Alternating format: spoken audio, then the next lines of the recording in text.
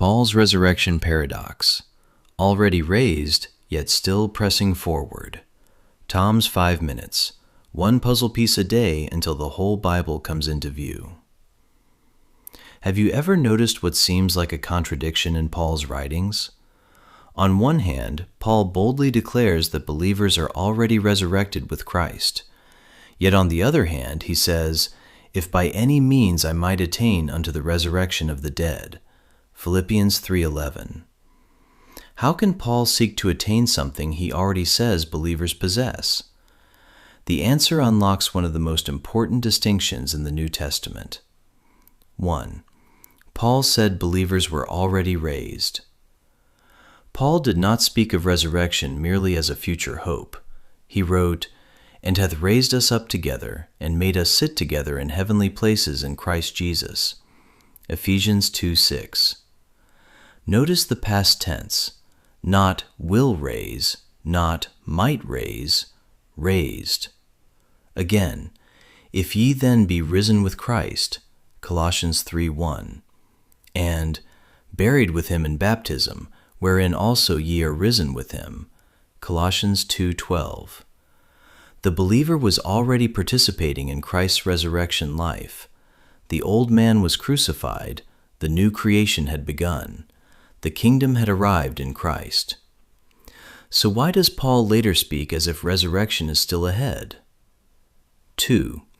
Martha represented the old covenant expectation. When Lazarus died, Martha said, "I know that he shall rise again in the resurrection at the last day." John 11:24. Notice something important. Jesus never corrected her. He never said, "There is no last day resurrection." Instead, he revealed something greater. "I am the resurrection and the life." John 11:25. The resurrection was not merely an event. The resurrection was a person. Jesus was revealing that those connected to him would experience resurrection life through him. Then he said, "Whosoever liveth and believeth in me shall never die." John 11:26. A greater reality was arriving through Christ himself.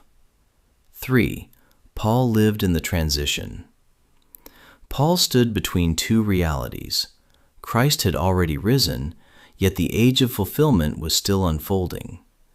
Therefore, Paul could write, "Not as though I had already attained, either were already perfect." Philippians 3:12. And "I press toward the mark."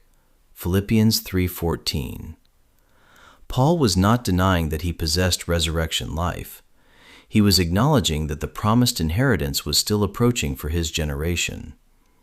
This is why he also wrote, "Waiting for the adoption, to wit, the redemption of our body." Romans 8:23. And "Now is our salvation nearer than when we believed." Romans 13:11. Notice the language: nearer, approaching, coming, not yet fully arrived. 4. Why Hymenaeus was wrong. This explains Paul's warning, "Who concerning the truth have erred, saying that the resurrection is past already."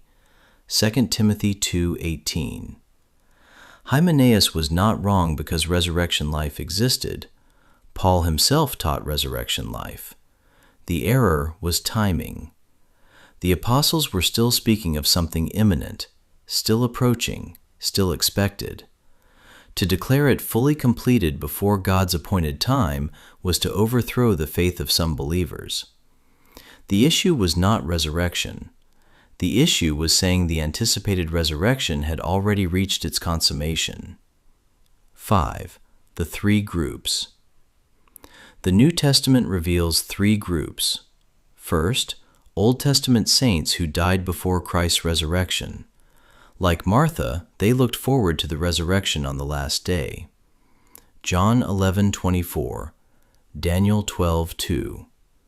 Second, believers living during Christ's ministry and the apostolic transition period.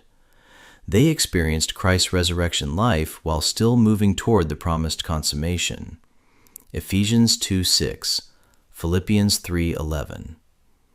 Third, believers after the completion of that transition. They enter directly into the accomplished reality secured by Christ. 6. The powerful lesson. Paul's writings are not contradictory. They are perfectly consistent. He could say, raised up together, Ephesians 2:6, because resurrection life had already begun. He could also say, I might attain unto the resurrection of the dead, Philippians 3:11, because he was still moving toward the goal that stood before his generation. Christ's resurrection was the first fruits. The apostles lived in the harvest season. Paul already possessed resurrection life in Christ, yet continued pressing toward the full realization of everything Christ's victory would accomplish. That is why Philippians 3 is not a denial of present resurrection. It is the testimony of a man who had already tasted resurrection life and was faithfully pressing toward its promised consummation. We are not Martha's or Paul's generation. We live in Christ's fulfilled New Covenant reality. If this study blessed you, subscribe to Tom's 5 Minutes Bible Study. Follow and share with your friends and Bible study groups. Leave your questions and comments.